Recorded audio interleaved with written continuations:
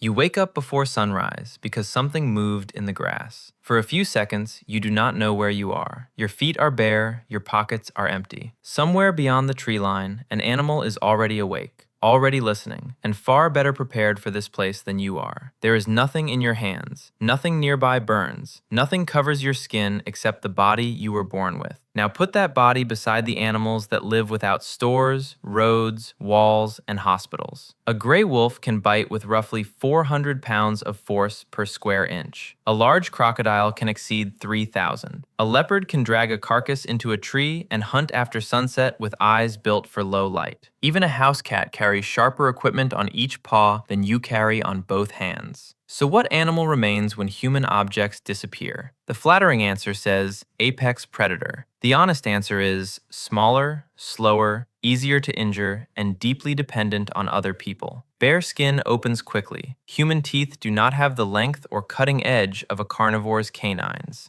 When the light drops, many hunters begin their working day while human eyes start losing detail. Nature has produced bodies with weapons already attached. Humans bring soft feet, exposed skin, a fragile gut, a spine that complains, and a nervous system that can turn a cracking branch into a full emergency. Still, this badly armed primate changed the behavior of animals across the planet. The first clue sits at the end of your arm. A human hand can pinch with the thumb and fingertip, grip a branch, hold a stone, strip bark, carry a child, shape a point, twist fiber, and point toward a place nobody else has noticed yet. Crows bend wire. Elephants use trunks with extraordinary control. Chimpanzees crack nuts and fish for termites. Human hands moved further because precision, planning, and teaching began working together. In 2013, Neil Roach, Madhusudan Venkadesan, Michael Rainbow, and Daniel Lieberman published work in Nature on human throwing. As the arm cocks back, the shoulder stores elastic energy, then releases it through the arm into the object. A trained human can send a stone or ball with speed and accuracy that turns distance into a weapon. Teeth need a body within reach. Claws need skin under them. Horns need a target close enough to hit. One person still remains vulnerable. A lone adult in brush has few answers for a leopard. A cold night can become a countdown. A deep wound can kill after the animal that made it has already left. Looking at one isolated human gives a false picture of the species because humans became dangerous in groups. One person remembers a water source. Another remembers which plant caused vomiting. Each memory has limits. Held inside a camp and repeated across years, those memories start changing survival. Dmanisi in Georgia gives this idea bone and teeth. Researchers found early Homo remains there dated to about 1.8 million years ago. One skull, often called Skull 4, belonged to an older individual who had lost almost all of his teeth years before death. In that environment, with no clear evidence of cooking at the site, surviving for years without teeth would have been difficult. Researchers have argued that other group members may have helped him eat softened or processed food. Care kept experience alive. A child near that adult receives information no gene can write down. Human childhood makes the same point from the other direction. A newborn deer can stand within hours. A human baby cannot hold up its own head. For years, adults have to feed, guard, carry, and teach. A child absorbs tracks, voices, plant names, faces, fire rules, hunting stories, and warnings from people born decades earlier.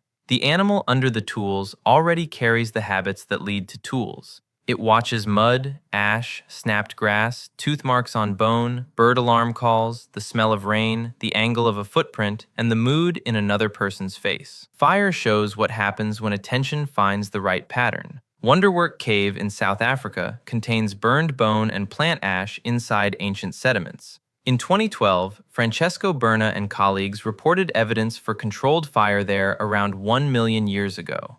Fire brought warmth, light, predator deterrence, and eventually cooked food. It also gave people usable hours after sunset, the part of the day when an unarmed primate had once been weakest. Wood pushed distance even further. At Schöningen in Germany, archaeologists found wooden spears in the 1990s at an ancient lakeshore where horses had been butchered. Either way, these were carefully shaped hunting weapons, balanced from wood, made by humans or close human relatives who understood material, target, and range. In 2004, Dennis Bramble and Daniel Lieberman argued in Nature that members of the genus Homo evolved traits useful for endurance running. Many mammals sprint faster. Many have to stop and pant to cool down. A human can keep cooling while moving. Researchers still debate how often ancient people used persistence hunting. The movie version, one runner chasing one antelope across the savanna until it drops, is too clean. Real hunting leaves messier evidence. For a primate with weak claws and poor sprint speed, the ability to travel in heat for hours changes what tracks, patience, and teamwork can do.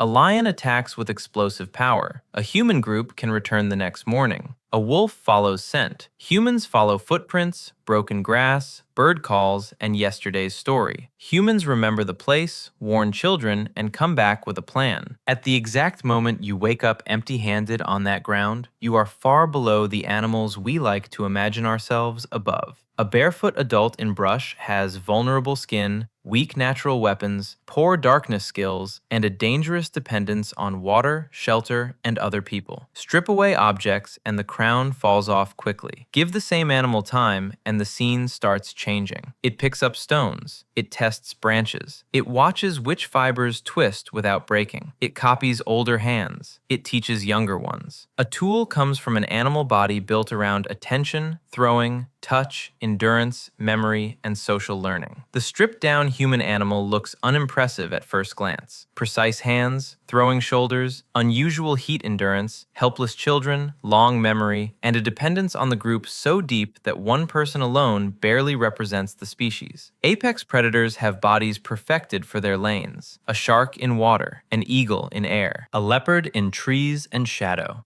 Humans arrived with fewer built-in answers. That lack forced a harsher strategy. Put humans in cold country, and the group experiments with hide, fat, shelter, and fire. Put humans near water, and someone tests floating wood. Put humans beside animals stronger than them, and they study tracks, distance, wind, and timing. In a direct contest, humans lose almost every obvious category. With time and other humans, they begin turning the environment into borrowed body parts. Stone for teeth, wood for reach, hide for skin, fire for night, stories for memory. The animal underneath remains nervous, social, curious, and physically unimpressive. Alone, it can die from cold, infection, thirst, or one bad encounter. Together, it can keep an elder alive at Dmanisi, carry fire into Wonderwork Cave, shape spears at Shoningen, and throw with a shoulder no chimpanzee has. A human with empty hands does not stand as king of nature. He stands as an unfinished body in a world full of better bodies. Give that body time, companions, memory, and one loose stone. Soon the question stops being what animal humans would be without tools. The better question becomes why this weak animal keeps making tools wherever you leave it.